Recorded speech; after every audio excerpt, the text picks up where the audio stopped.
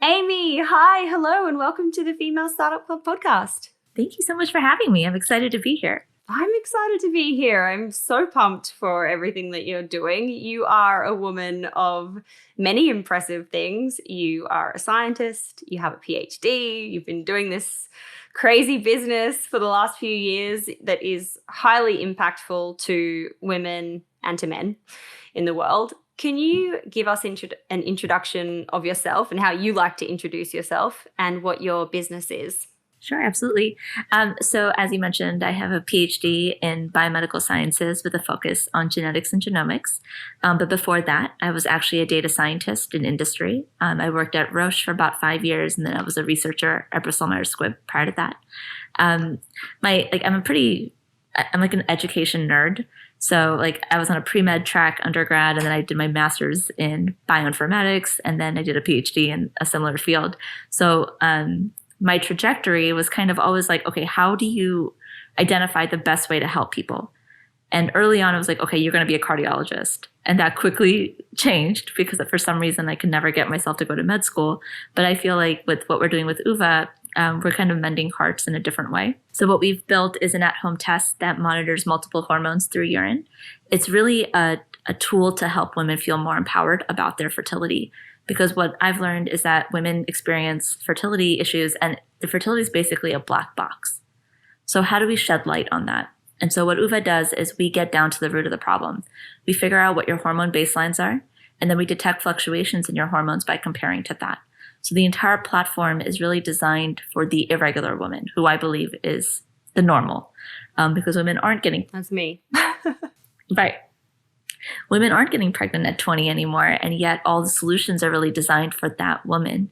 And so what we've done is try to build something for the modern woman who is in her late 20s, early 30s, trying to conceive, and things just aren't the way they were 10 years prior. Yeah, I mean, as we were saying just a moment ago offline, it's something that I talk about with my girlfriends all the time. It's become this stressful thing, like I'm 32, I'm not necessarily there just yet, but of course I want children. I'm like, what do I do? Am I meant to freeze my eggs? Am I meant to, just get pregnant right now? I don't know. It's this really, overwhelming feeling that I feel, I'm not alone in. You obviously know that. A lot of women feel this pressure, and God, it needs to change. It's great that you're it's great that you're, impacting women in that way. Yeah. I mean, so Oova actually started because I was in the similar boat as you. I had a really tough time trying to conceive my son. But I knew the journey to pregnancy was not going to be easy for us. I've had irregular cycles my whole life. I was misdiagnosed with PCOS multiple times when I was younger. And so my husband and I actually agreed that we wanted to pursue parenthood naturally and not go down the invasive route. Mostly because based off of the misdiagnosis that I had dealt with early on and was put on medications I didn't need to be on, I had a really deep mistrust for the medical community when it came to my fertility. I didn't really want a doctor to tell me, like, you need to do X, Y, Z to get pregnant. If my body wasn't going to do it on its own, it wasn't for me. So I started doing everything right. I started peeing on sticks every morning. I took my body temperature first thing before I got out of bed. And I used every fertility tracking app. And luckily, after 18 months, I did conceive my son. But those 18 months were the most devastating of my life. And the worst part was, after I collected all this data, I didn't really learn anything about my cycle. All I found out was that I had irregular cycles, and I knew that going into my journey. And I also realized that really all those tools were hardwired for women who had that perfect 28 to 32 day cycle. Many of these apps were telling me that I'm fertile when I'm telling it that I'm on my period. And it just wasn't fitting into their algorithm. So the idea for Oova really came out of, okay, well, what is the piece of information missing from my data set? And it's understanding our hormones, because that dictates everything that we experience in our fertility. And our whole reproductive system is driven by that. So what we set out to do was figure out how to bring that clinical accuracy of these hormones into a person's home, so you don't have to go to the lab every day for a blood draw to understand what's going on. Wow, that is crazy. There are so many parts of this puzzle that I want to unpack. First of all, I mean, how do you actually start a business in this, like, to try and solve this problem? It just seems so I don't know, like just such a challenge. It seems like there would be so many challenges on many levels, whether it's like regulations, whether it's capital, whether it's, I don't know, just on so many levels. So how do you actually get started? So let's take one step even before that. So how do you decide mentally, like, okay, you're going to pursue this? Yeah, right? Exactly. Why you? Right. So now it's really funny in my story, like I never thought that I would run a business. In fact, when I was an undergrad, I was like, I'm not going to take a single business class because no one should trust me with their money. That was like my mantra, right? And fast forward 10 years, here we are, right? Like I'm running a business. But I never really saw myself doing this. But when my breaking point was one morning, I was sitting in my bathroom. On my bathroom floor, I had all my ovulation sticks around me, and I got another negative pregnancy test. So I was incredibly frustrated, and I was trying to interpret, like, okay, did I ovulate? Did we time it properly? Did I not ovulate? Like, what's going on? And I was literally sitting on the floor with my dad's magnifying glass, interpreting those test lines. Oh my God. Right. And I saw my reflection in my shower door. I was like, this cannot be real life. How am I doing this in today's day and age? I'm sitting with a magnifying glass that my dad used. Like, that doesn't make sense. So I was in the midst of my PhD at the time. Like, I was just so frustrated that day. I went into my lab, and luckily my lab was really diverse. We had data scientists like me, engineers, clinical researchers.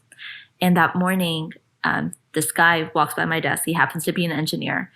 And like the second conversation I've had with him, the first being like a hello, my name is Amy, in the coffee room, right?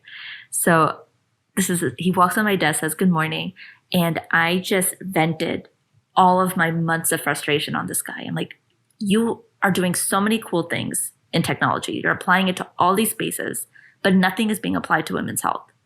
Why can't we do something here and actually make a difference? And I think my rant went on for about 4 or 5 minutes. And this poor guy walked away from me incredibly scared. And then an hour later, he came back and he's like, Amy, I think we can build something. And so then we spent the rest of the day in a conference room and just mapped out what is Oova today. So I'm really proud to say that what we drew on the whiteboard that day is actually what we've built. But that was just an idea at that point. After that, I was like, well, okay, this is a great idea, but like, who's going to do this? Like, I have no idea. Like, give me the data and I'll know what to do with it. But like, how to run a business, I have no clue. So my PhD advisor was actually really entrepreneurial. And as I was coming to the end of my PhD, he's like, okay, what are we doing with your life? Like, do you want to go into industry? Do you want to go into research? What do you want? I'll do the intro. And so I was like, well, I don't want to go to industry. I want to do possibly a biotech, but I have this idea. And then I kind of told him about what I was thinking about for Oova. And he's like, Amy, you need to see that through. You have something there. And I was like, okay, well, I don't know what else to do, so we'll try that. And I was like, okay, I'll see it through, but like, what does that mean? I have no idea what to do next. He's like, well, you got to get some money. So what do I do tomorrow? Right. He's like, you need to get some money. Let me introduce you to some VCs. And I was like, okay. So he gets me meetings with these like high-end VCs.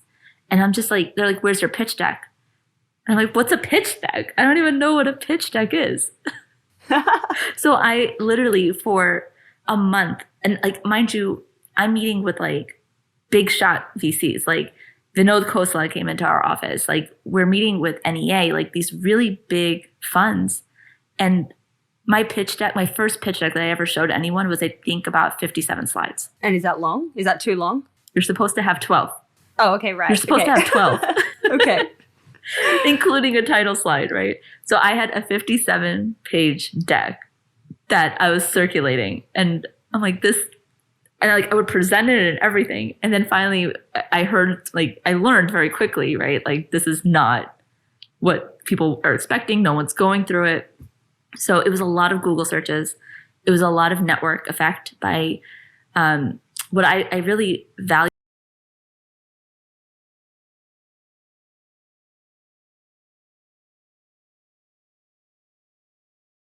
Here's this girl that is trying to solve a problem. Is this a problem worth solving, and is she the right person to do it?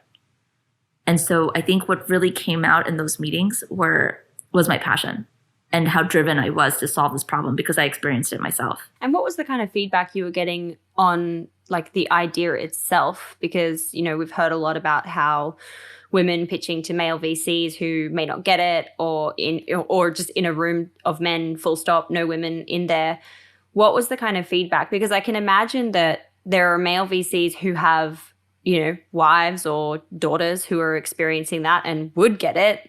And then there would be people who are like, I got no idea. Like, what are you talking about? So early on, I was not so comfortable sharing my story because we were still in the weeds of it, right? So the questions I would constantly get is, how big is this market really? Do people really suffer with this problem? And like just a lot of vague questions like that. Once I kind of was like, all right, of course this is the problem. Like, I'm going through it. And usually I would get so frustrated in those conversations, 75% through the meeting, I would release like what my story was. And it was one VC that was like, you need to start with that because that adds credibility. You need to lead with your story. That adds credibility to your entire pitch and why you're doing this. Otherwise, you're just somebody who came up with this idea and it has no meaning to you. So you're no better than like Joe off the street to run this company. Right, I got it. Okay, so you go through this experience of understanding what's in a pitch deck and that you need to raise capital. How much do you raise and what do you do with the money? Sure. So we ended up winning a grant for $10,000. And I was like, oh, wow, like that's a ton of money. Like we can do so much with this. $10,000 is nothing. Oh, yeah, literally. I mean, I'm pretty frugal when I need to be. And so we use that money so effectively to prove out the tech, right? I'm like, okay, if we're going to do this. Oh my God, how? Well, $10,000? Tell us. I'm like, if we're going to do this, then it needs to hit certain success metrics that are ridiculous, right? Because I didn't want to put another product out in this space for women that were women who are going through infertility are incredibly vulnerable. And you get to a point where it's like 48 hours, you will drink that water, right? Like that sense of like questioning and like being a little critical goes out the window at a point in your journey. And I feel like a lot of companies in the space were really monetizing on that.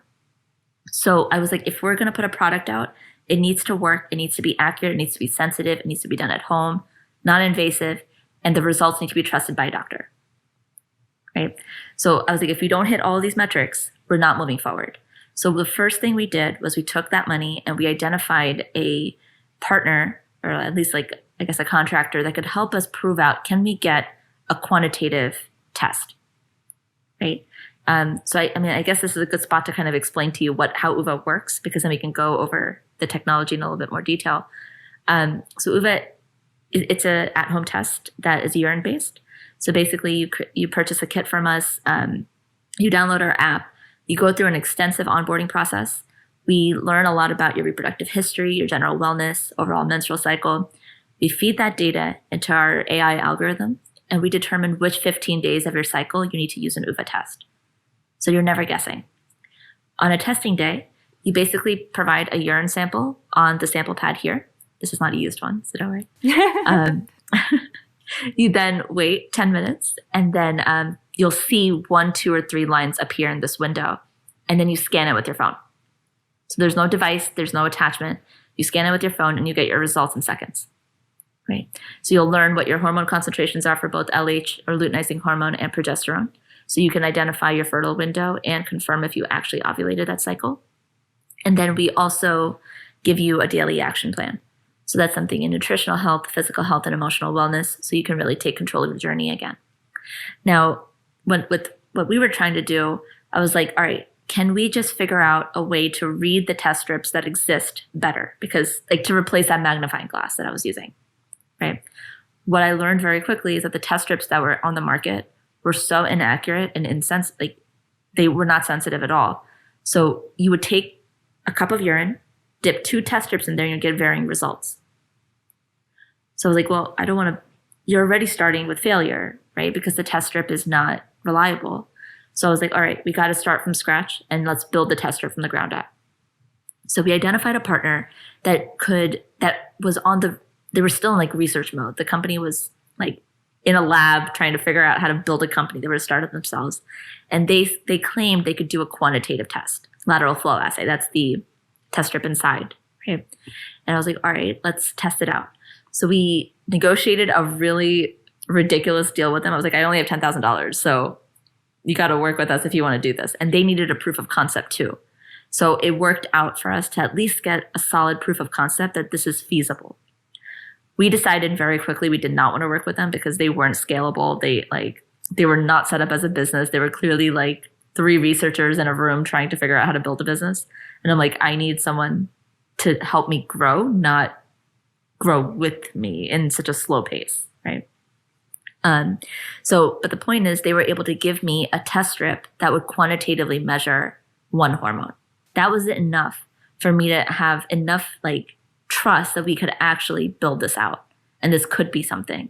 When you say like measure quantitatively this one hormone, what does that specifically mean? Sure. So basically what happens is if you think of a pregnancy test, right? You get either 1 line or 2 lines. The first line tells you that the test worked.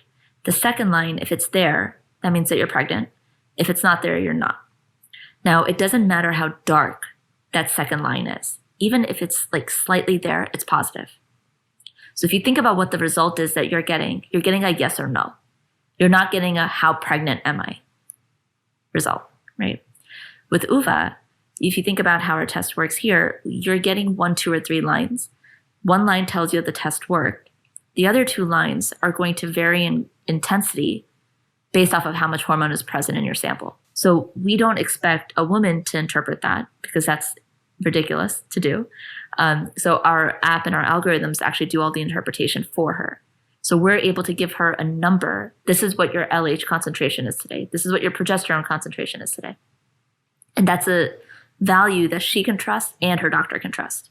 And does that mean that then, and obviously I'm not going through this stage of my life yet, so I don't know any of this kind of thing. Does that mean that when you look on your phone and you see those levels of the hormones, does the app basically say to you, hey, you should have sex today? Or like you should have sex at this time today? Yep. It doesn't tell you the time. It's not temporal like that because realistically, like if you're ovulating, if your luteinizing hormone is surging and your egg is being released, you have 24 to 48 hours to conceive. So it's not like you need to have intercourse at 4 p.m. today. It's in this window, you should have intercourse. Okay, right. Okay, so you work with this company, you strike a good deal. They make this test for you to prove that essentially it's possible. Then what happens? Then at that point, we actually had a device that you would put the strip into and it would do the interpretation. I happened to speak with this man who is now a really good mentor of mine. And I kind of pitched Oova to him because I was like, maybe this could be a good collaboration. I don't know. And I pitched the whole concept to him and he goes, Amy, if you could put this on a phone, then you have something. And I was like, he's like, get rid of the device. And I was like, okay. So I went back and with my team of my co-founder, we basically just like jammed on this for 2 weeks. And 2 weeks later, we went back and we're like, here, there's an app on the phone. You scan it and you get your results in seconds. And he invested in us. So I think it's very interesting to kind of be in a mode to pivot, to grow, to take feedback, really be a sponge and hear what the people around you are saying. That being said, you have to surround yourself with people that actually have your best interests at heart, know what they're talking about, and are successful themselves. There's a lot of bad advice out there too.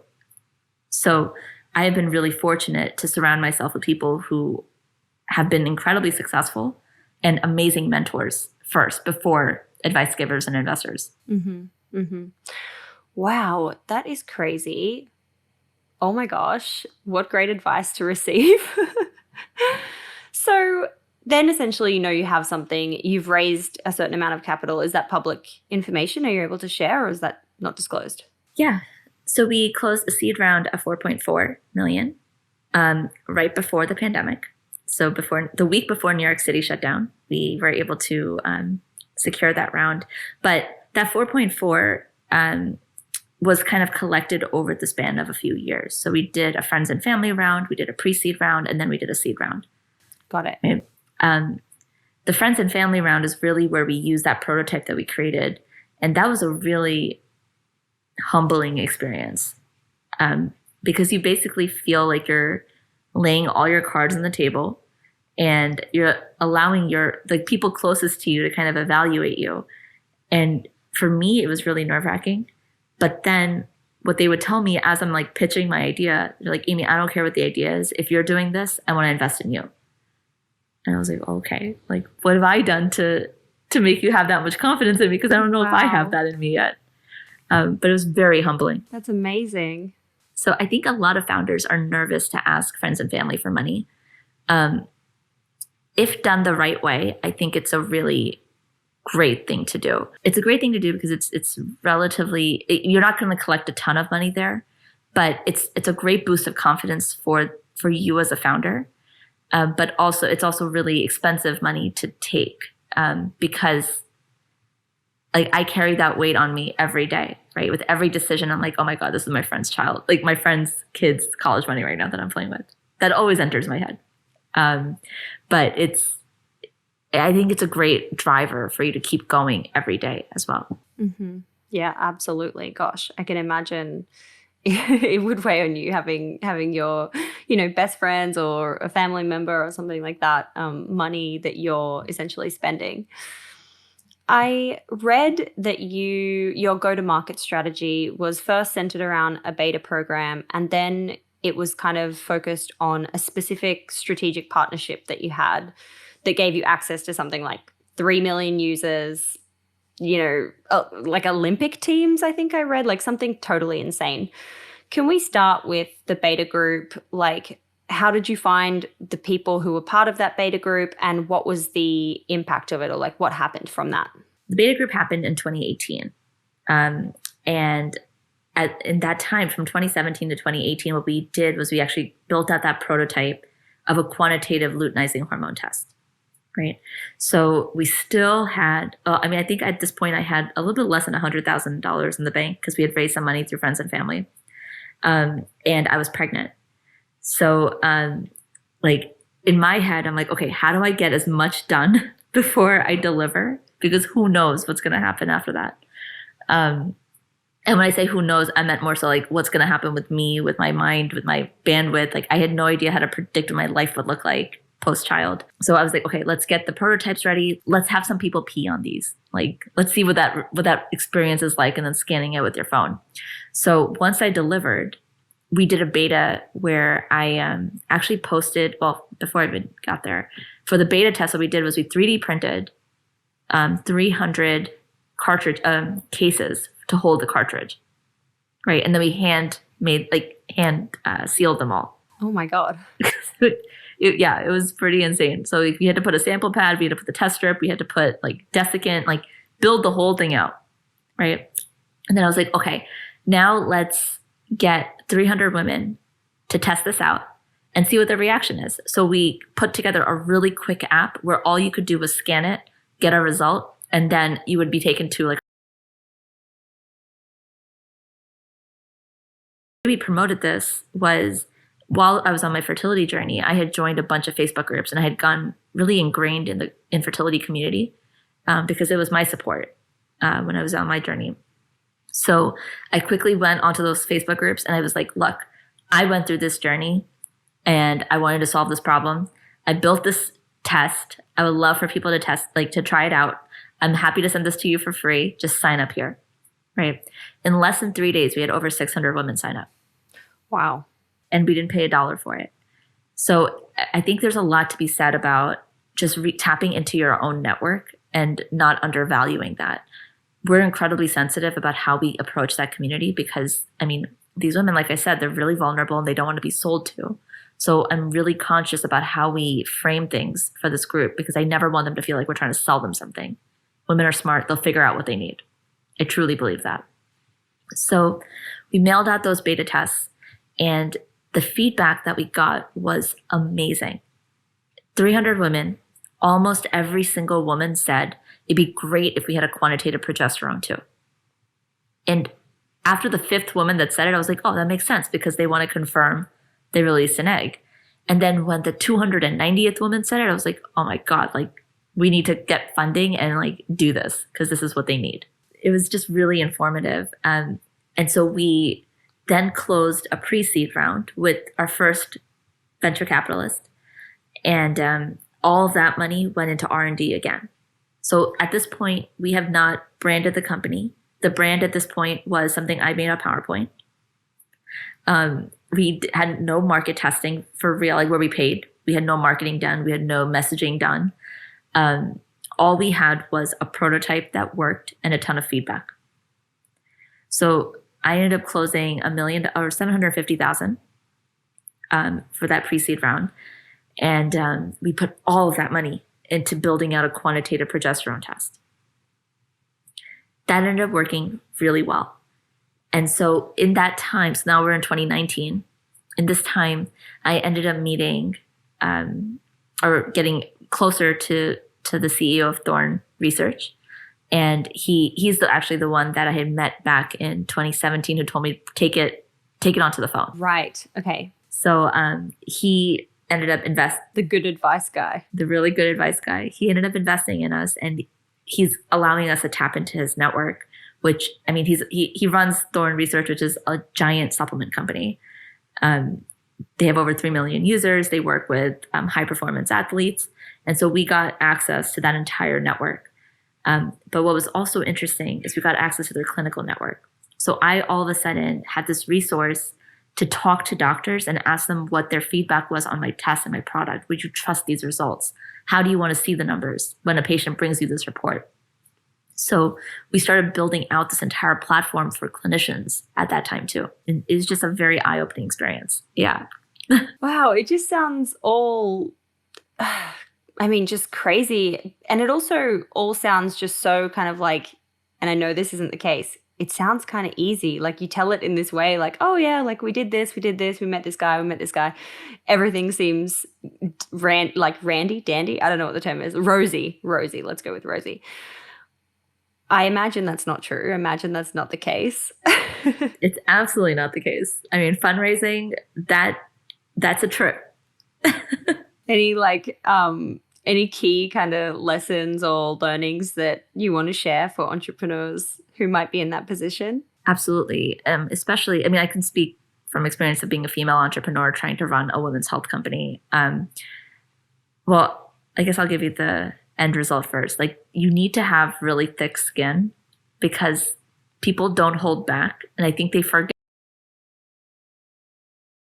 How can you say stuff like this to another person? Well, I guess I could give you a few anecdotes. So the first time that I was like thinking of raising VC money was in the beginning of 2018. And I was 3 months pregnant when I started going out for fundraising. And I spoke with a ton of founders prior to me going. This is my first time going to San Francisco. I'm based in New York. So I was like, okay, I'm going to go meet with like some big shots here. My network had helped me set up some really great meetings. And every founder I spoke with was like, do not tell anyone that you're pregnant. And I was like, well, that's like the foundation of my company. And I realized like it was just so many people telling me, don't let anyone know that you're pregnant. They're not going to be able to tell. They've never met you before. And I was like, okay, super traumatizing experience to go through because I just worked so hard to get pregnant. And I founded a company from that. And now I'm having to hide it. And I realized it was a pill I had to swallow in order for Oova to be a success.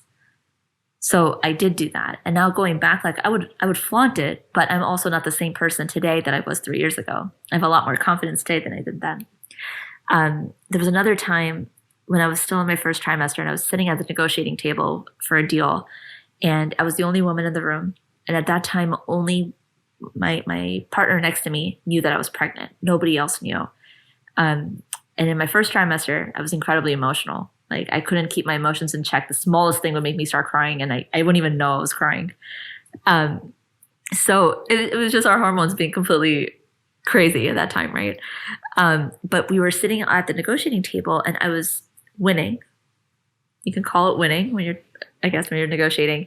And at this one point, the other man just banged on the table and was like, if you're going to be a woman CEO, you need to get a stronger backbone.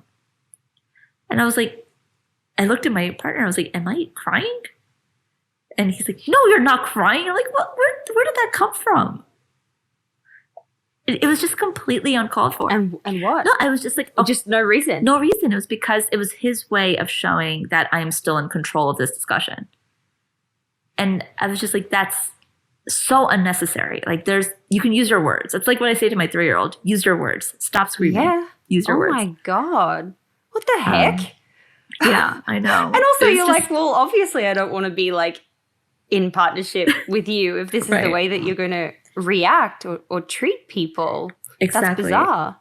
It's been really insane. I've been questioned about not having an MBA and like how am I qualified to run a company if I don't have any business know-how and no one on my team has it either. And it was during a diligence meeting and this guy kept on, and I mean the first 2 times I answered it very politely. And then the 3rd time he brought it up, I was like, look, it is really easy for me to Google how to make a business plan. It's not easy for me to Google how to make a lateral flow assay. If you're making business decisions off of people's business know-how, you must have missed out on a lot of deals. And then I walked out of that meeting. Oh, that is so badass. I'm like, I didn't want these kind of people.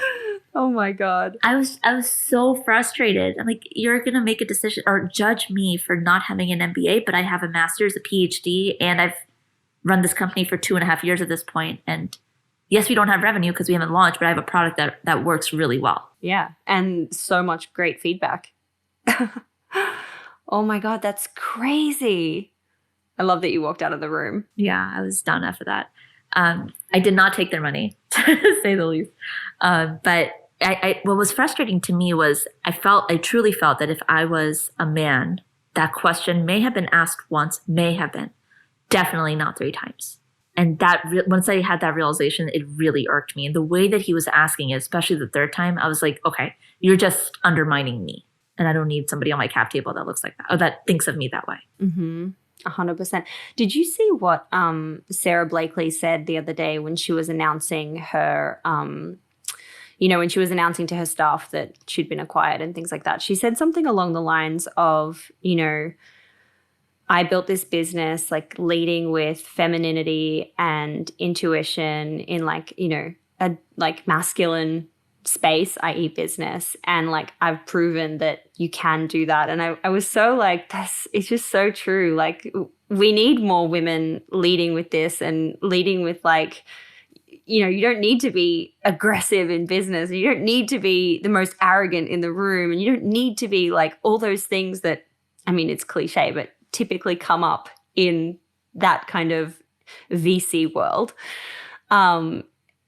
You can just, yeah. Anyway, it's like, it's hard to hear actually, because we're like, it's 2021. We've heard that for so many years, these kind of conversations, but it hasn't changed. It's the same. It hasn't changed. It's the exact same. And I mean, I think there's a lot of, I want to say biased data out there, or skewed data, I should say, where like, there's a lot of reports saying like, oh, women's health and femtech has been getting a lot of investment this year. 2021 is the turning point. But that's really not true, because if you look at it, that statistic is being driven by companies like Maven Clinic and Kindbody that closed really monster deals, but they were Series C and D.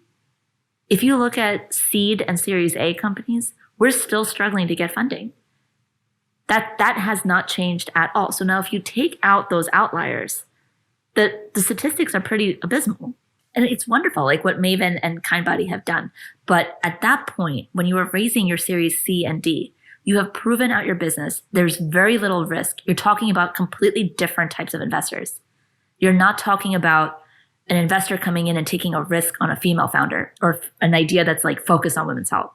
I was on a podcast the other day and the guy asked me like, when you look at statistics around like the performance of women-founded businesses versus men, and there's that data out there that says like $1 invested into a woman-led or woman-owned business actually performs twice as much as a male-led. There are so many stats around like the amount of women-owned businesses and startups and that kind of thing out there, but they only get 2.3% of funding and like all this kind of thing. And his question to me was like, but why? Like when you read the data and you know these kind of things, like how come it hasn't changed? And I was like, I just don't know. Like I just don't understand it. Like I'm still not sure. What do you think? I think you're trying to change mindset, and it's kind of like changing habits as well. So what I've noticed when I've been fundraising is investors like to diversify their portfolio, but they also really don't. They like to invest in something that they understand, that fits a mold, that they know how to scale in the same way. But for a company like Oova, right? Like, and I can speak from experience here, we are not a traditional direct-to-consumer company, and we're not a traditional B2B company. We're in the middle because Oova sells through clinics, and then we also sell directly to the consumer. So when an investor is evaluating us, the metrics that they're like comparing Oova to are not really relevant, but they don't know how to tweak that model to apply it to Oova. So what I've noticed is whenever a woman founder is, or like, what are we doing? We're not trying to just like follow on somebody else. We're trying to change the world. We're trying to create a very unique idea that is actually going to make an impact. And if you're in that space and you're innovating, there is nothing like you prior to you. So how do you fit into a template that a VC has? There isn't one. You're building it. And that's very hard for an investor to get behind. Now, I will say that the investors that I have are amazing. Like they have completely embodied what the values that I want for my company. And they're pushing us forward. So that's, I think what for a female founder, like if you're finding like pushback from investors, like traditional VCs, get creative about who you're taking money from and just make sure that that investor believes in you and your vision. Totally. Don't take money that doesn't feel right. There's a lot of stupid money out there. Yeah, that's what I hear. Back to your launch. You partner with Thorn. You launch. How does it go? Well, so we didn't really launch with Thorn. So that was just a partnership agreement that we had, but we didn't have product ready yet. So that money helped us start building out inventory. And then we closed our seed round in March of 2020. And at this point, we were supposed to do a bunch of clinical trials with the small amount of inventory that we had. This thing called COVID took over the world. This thing, yeah. Yeah, this thing called COVID. And it kind of threw us for a loop because we just secured funding. And we're like, well, now we're sitting on money. Do we kind of sit on it and ride this out? Or do we kind of hit the ground running? And if we're going to fail, let's fail fast and hard. So we obviously went with the latter. And what we were thinking, like, okay, do we go direct to, we were fully direct to consumer at that point. But then I started getting so much inbound interest from clinicians because, especially like fertility clinics to be specific, because at the time of COVID, fertility clinics were being forced to shut down because fertility treatment was viewed as an elective procedure. That left clinics, patients, families in such a vulnerable position. And you're being told, I'm sorry, we have to postpone your treatment indefinitely. So clinicians started reaching out to us to see if they could use our technology to do remote hormone monitoring. So at this point, we quickly pivoted and we put together a HIPAA-compliant dashboard. So basically now when a woman scans her Oova test at home, she gets her results in the app, but the clinician would actually get her quantitative levels in their HIPAA-compliant dashboard. So that became a huge game changer. We got one clinic on. That was an introduction through one of my investors. She loved it. She got her whole practice. It's a hospital network. She got the entire practice using it. And then word spread really fast. So we haven't even launched. We don't even have we had a functioning website, but like it was so basic. And we had gone through like a bit of a rebrand that hadn't launched yet. But we officially launched in September of 2020 with the clinicians. And from then until now, we are now in over 85 clinics across the country. We launched direct to consumer in July of this year after we kind of finished the whole product redesign. And now we're available on both channels, which is not the way we had foreseen the company going at the get-go.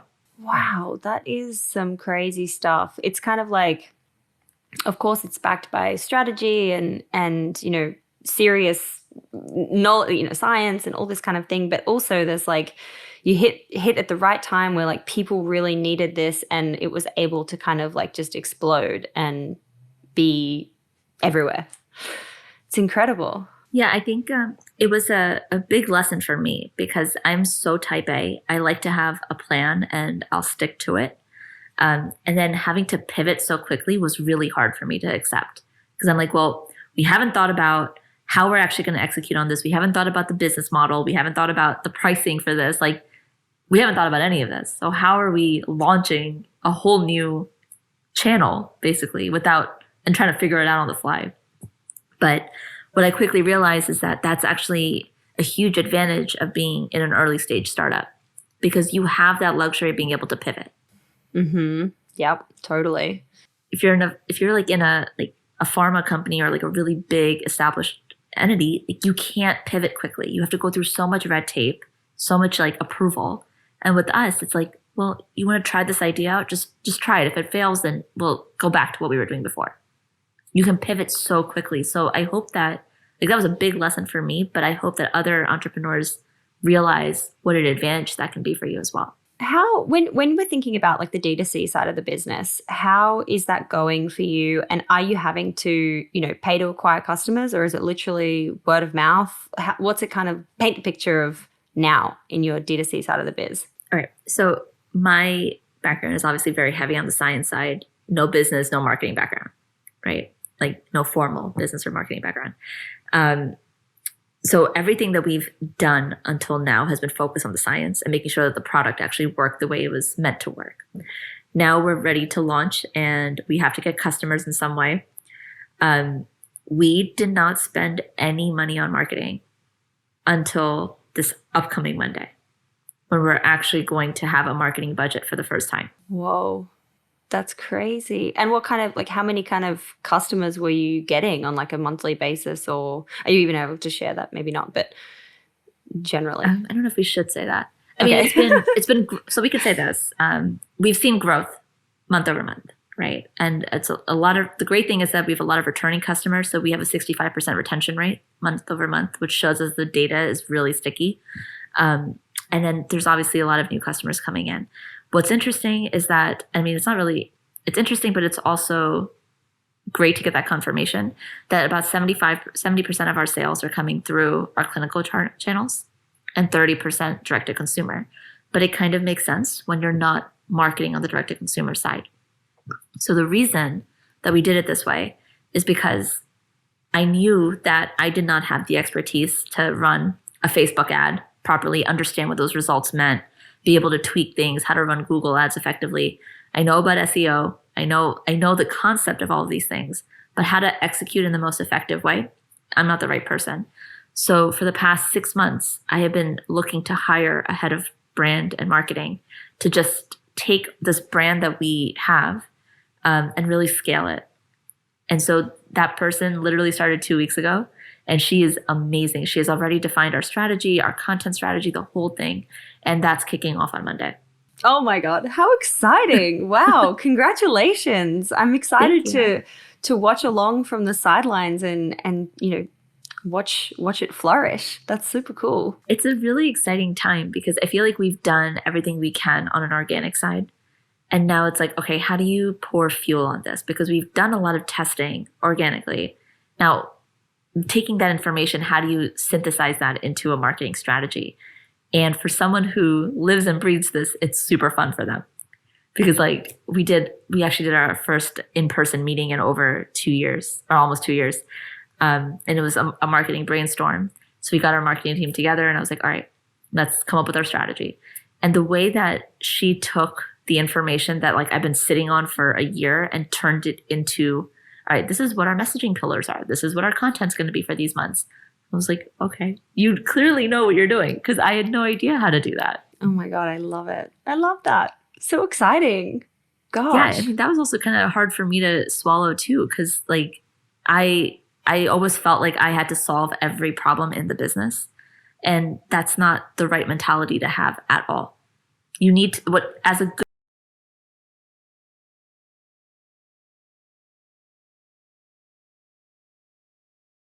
Surround yourself with smart people. Yeah, exactly. People smarter than you. That's exactly what I say. I like to surround myself with people more experienced and smarter than I am, because then I'll grow as a human too. Totally. What do you think is your what do you think is your top piece of advice for entrepreneurs coming into 2022? Well, as an entrepreneur in general, I would say you should be a sponge and just listen to feedback, take the criticism, be able to parse it out and figure out how to grow and evolve your company and business. Investors are going to give you a million reasons why they don't want to invest in you. You can, if they say no, don't ever just take that no for an answer. Be like, why? I believe we fit into your portfolio and your thesis. What is the piece that is missing? And get that one level deeper, because that's going to help you tweak your pitch deck. It's going to help you tweak your pitch, how to tell your story better. And you should use each of those opportunities as a way to grow. But then going into 2022, just be ready for change and be willing to kind of roll with the tide. Don't get your heart set on a certain plan, because if 2020 showed us anything, projections don't matter at all. Amen. So true. We wrap up every episode with a series of 6 quick questions, some of which we might have covered, some of which we might not have, but I ask them all the same. So question number 1 is, what's your why? Why are you doing what you're doing? I feel like women's health is so underserved. Women in general usually prioritize themselves last, and they don't take their own symptoms seriously. And I feel like because of that, when they go to a doctor, they're also not taken seriously. So it just kind of piles on and diminishes everything that a woman is experiencing. So my why is, how do I empower a woman to be able to take that next step for her health and be in charge of it instead of being at the mercy of somebody else? I love that. Oh, amazing. Question number 2 is, what's been the number 1 marketing moment that made the business pop? That's hard. I think the number 1 thing was, well, for us, was when the clinicians actually wanted to use our platform. And because we ended up having to launch sooner than we expected and completely pivot our business model. That was a really interesting opportunity for us, though, because now if you think about this really crowded space that Oova is in, we're also the only product that is clinically trusted and actually being recommended by doctors by name. So it's a critical marketing moment, because even though we're not using it in our marketing material yet, that is one of the pillars that we're going to be launching with in the next week. Mm-hmm. Yeah, it's a signal that you should be shouting from the rooftops. Absolutely. Question number 3 is, where do you hang out to get smarter? What are you reading or listening to or subscribing to? That's worth noting. As nerdy as this is, I'm super active on all of these different Slack groups that are founder focused. I think it's really important to talk to other founders that, regardless of what stage they're at, just talking to founders. I feel like we're in our own league, because you can talk to your friends about like your struggles at work or how your day was, but no one that is going to understand those pains and those pain points until they're a founder themselves. Only they will understand, oh my God, I had to talk to legal today. I had to do product today. I had to do marketing, sales. Plus I had to do like all this business strategy, fine tune my projections, and then hop onto a call with this partner who was miserable. That's not a typical day in anyone else that has a 9-to-5 job. So I think it's really important to surround yourself with other founders who can give you real life advice and really give credit and importance to the issues that you're facing. Because so many times I've talked to my friends about a big problem that's weighing on me and they just don't get it. If I tell them that like one customer is like so upset that we don't have this feature and I'm not sure how to put that in right now, they're like, Amy, it's only one out of how many? Like, but that one matters. 100%. 100%. Totally get that. Yeah, I think networking is so important. Having people that you can just, I don't know, just talk about the good stuff and the bad stuff. Early stage entrepreneurs through Female Startup Club. And the best part of the group is actually people sharing the stuff that goes wrong and then getting that like peer-to-peer, here's what you could do, or like, hey, did you think about this? And watching those conversations is just, it brings me so much joy, because I'm like, oh my God, I didn't know that. That's a great idea. I love it. Anyway, question number 4. How do you win the day? What is your AM or PM rituals and habits that keep you feeling happy and successful and motivated? So I think it's really important to take time for yourself. And as a CEO, mom, and wife, it's really hard to prioritize yourself. So I wake up at 4 a.m. every day, go to the gym at 5 o'clock, I do my 1 hour workout. That is my time. Come home and I'm full-time mom, like get my son ready for school, feed him breakfast, like do all of that. And then go through the day. Like I devote my day, I have my whole day segmented out really well, where I try really hard not to overlap the responsibilities. But something that I've learned through the pandemic actually is I realized it was so hard for me to separate out work and life. And so I would go to sleep every night so stressed out because I was like, I didn't get 90% of the things I needed to get done today. And so then I would wake up stressed too. And so I was like, okay, you know what? This is a mind flip I need to do. So instead of making a list, like my to-do list at night, what I was doing was saying, all right, what are 3 things I did well today? And I would look at those, like I would go to sleep smiling and I woke up happy. I'm like, well, this is a better way to live. So I kind of celebrate my successes at the end of every day because those are harder to find. It's much easier to find things that went wrong. But if you think about 3 things that went right, all of a sudden you have this list of all of your accomplishments. And that's really nice to see after a week, after a month, after a year. 100%. Couldn't agree more. I think leading with that positivity instead of leading with that negativity is just obviously sets you in a totally different mood, totally different vibe. I like to finish the day with my, like, what was I grateful for today? What was one thing I like really loved about the day? And that puts me in a good mood too. Even when I'm in a bad mood, like I'll still do it. And then I'm like, oh, this is pretty cool. Question number 5. This question is to highlight what's the most important spend of $1. If you were given $1,000 of no strings attached grant money, where would you put it in the business? I would still use it the same way that I did, which is proving out the technology and making sure that we're hitting the success metrics that we've set. To me, it's critical to ensure that you're staying true to what the company's core values are. And for us, it's trust.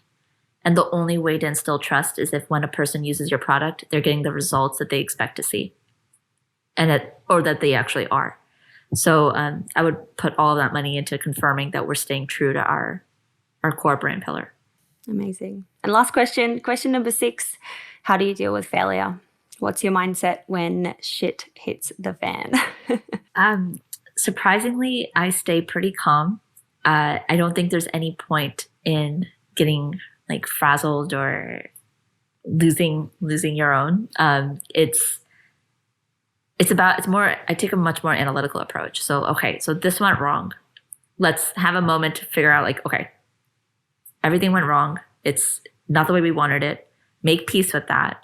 Now let's go back and think, okay, what actually went wrong? Let's talk about the tactical pieces that we could have improved on, who dropped the ball. Not a blame game. Just let's figure out how to avoid this from happening in the future. And I think having that approach, it makes their entire team feel a little bit more at ease that they're not to blame and they're not in trouble. And it just makes it a much more productive conversation because even if someone screws up, I mean, I can say from us, like so far, no one has screwed up so badly where like, it's like you're going to lose your job over it. They may think they did, but they're all part of our family. And if you think about your family, everyone makes a mistake here and there, right? But you're still a family.